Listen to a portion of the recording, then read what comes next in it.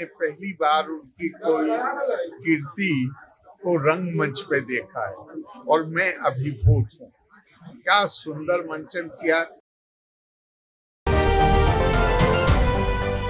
भोजपुरी के शेक्सपियर कहे जाने वाले लोक कवि भिखारी ठाकुर की 138वीं जयंती अवसर पर उनके पैतृक गांव कुतुबपुर में भव्य कार्यक्रम का आयोजन किया गया।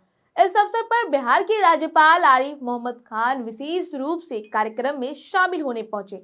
घने कोहरे के बावजूद राज्यपाल सड़क मार्ग से कुतुबपुर पहुंचे। राज्यपाल के आगमन पर कड़ी सुरक्षा व्यवस्था के बीच उन्हें गार्ड ऑफ ऑनर दिया गया।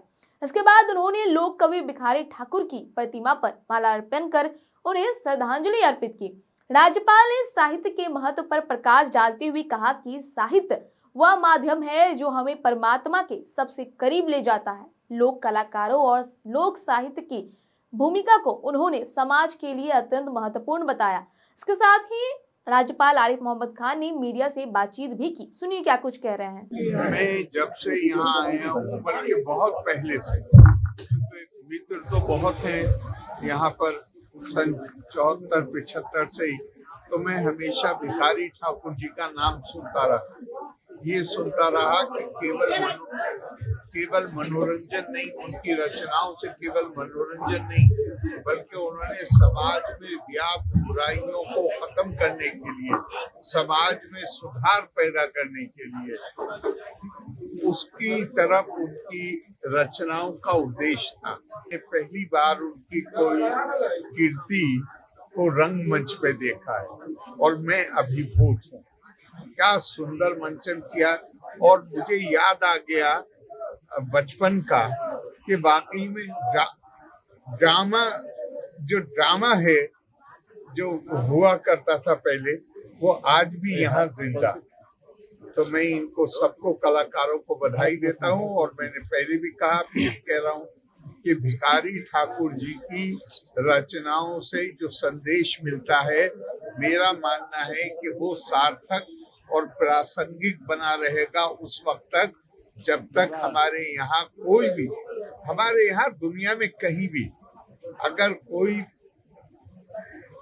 मानव उत्पीड़न होता है, खास तौर से महिला का उत्पीड़न होता है, तो वो जब तक खत्म नहीं हो जाता, उनका ये संदेश प्रासंगिक बना रहे। एक होता है साक्षर होना और एक होता है ज्ञान होना।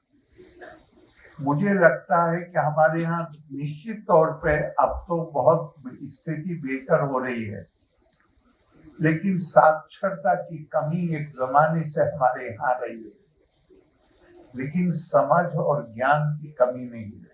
वहीं इस अवसर पर लोक कलाकारों द्वारा भिखारी ठाकुर के प्रसिद्ध नाटक गबर घिचोड़ का संपूर्ण मंचन किया गया, जिसे राज्यपाल ने पूरे ध्यान से देखा और कलाकारों की सराहना की। प्रस्तुति के बाद राज्यपाल ने सभी कलाकारों के साथ फोटो भी खिंचवाया।